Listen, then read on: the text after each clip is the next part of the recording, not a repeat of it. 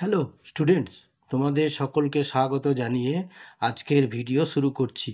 আজকের ভিডিওর বিষয় মাধ্যমিক 2025 গণিত সাজেশন কোষে দেখি 6.1 মানে চক্রবৃদ্ধি সুদ ও সমহার বৃদ্ধি ও হ্রাসের অঙ্ক। ঠিক আছে, তাহলে এখানে যে অঙ্কটি দেওয়া হয়েছে সেটি কি না, কোনো মূলধনে 2 বছরের সরল সুদ ও চক্রবৃদ্ধি সুদ যথাক্রমে 8,400 টাকা এবং 8,652 টাকা হলে মূলধন ও বার্ষিক সুদের হার হিসাব করে লিখি। সমাধান এখানে করেছি, দেখো 2 বছরের সরল সুদ বলেই দিয়েছে 8,400 টাকা, অতএব 1 বছরের সরল সুদ কত হবে না 8,400 ভাজিত 2 সমান সমান 4,200 টাকা। এটা হচ্ছে 1 বছরের সরল সুদ। আর 2 বছরের চক্রবৃদ্ধি সুদ ও সরল সুদের অন্তর কত না 8,625। এটা হচ্ছে 2 বছরের চক্রবৃদ্ধি সুদ 8,625 মাইনাস 2 বছরের সরল সুদ হচ্ছে 8,400 টাকা সমান সমান হচ্ছে 252 টাকা। অতএব 4,200 টাকার 1 বছরের সুদ হচ্ছে 252 টাকা। 1 টাকার 1 বছরের সুদ সমান 252 ভাজিত 4,200 টাকা। 100 টাকার 1 বছরের সুদ সমান 252 ইন্টু 100টা উপরে চলে গেল বাই 4,200। এইবারে 4,200 নিচে দুটো শূন্য, উপরে 100 দুটো শূন্য কেটে গেল। এইবারে 42কে 42 দিয়ে কাটলে হবে 1, আর 252কে 42 দিয়ে কাটলে হবে 6 সমান সমান 6 টাকা। অতএব বার্ষিক সুদের হার হচ্ছে কত 6%। মনে করি এইবারে মূলধন দেওয়া নেই, মূলধনটা বের করতে হবে। তাহলে মনে করি মূলধন পি সমান পি টাকা, বার্ষিক সুদের হার আর পার্সেন্ট এটা তো নির্ণয় করলাম এখনই 6%, এবং সময় টি সমান 2 বছর, আর মোট সুদ 2 বছরের মোট সুদ বলা হয়েছে 8,400 টাকা। এটা হচ্ছে সরল সুদ। অতএব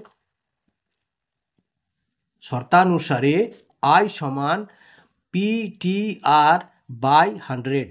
এইবারে আই মানে মোট সুদ, সেখানে বসলো 8,400 সমান পি এর জায়গায় পি, টি এর জায়গায় 2 বছর 2 ইন্টু আর এর জায়গায় 6 বাই 100। এইবারে কাটাকাটি 8,400 টাকাটা কি হলো পি এর জায়গায়, এই যে পিটা বার করতে গেলে কি হলো কোনাকুনি করে দিলাম। দেখো 8,400 গুণিত 100, এই যে কোনাকুনি গুণ বাই 2 ইন্টু 6 পি এর মান নির্ণয় করতে গেলে বা কাটাকাটি করবে দেখবে একবারে 8400কে 6 দিয়ে কাটলাম, 6কে 6 নিচে 1 রইল, আর ওইটা হলো 1400।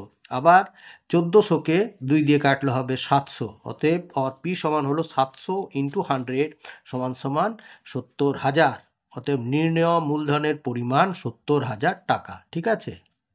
2 নম্বরের অঙ্কটি হলো একটি অংশীদারি ব্যবসায় পৃথা ও রাবেয়ার মূলধনের অনুপাত 2:3 এবং রাবেয়া ও জেসমিনের মূলধনের অনুপাত 4:5 হলে পৃথা, রাবেয়া ও জেসমিনের মূলধনের অনুপাত কত তা হিসাব করি।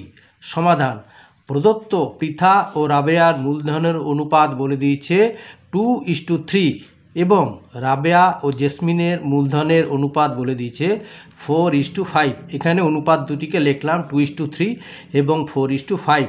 এইবারে এই যে 3 আর 4 এর লসাগু বার করতে হবে, 3 আর 4। হ্যাঁ, তাহলে 3 আর 4 এর লসাগু হলো কত 4 ইন্টু 3 মানে 12।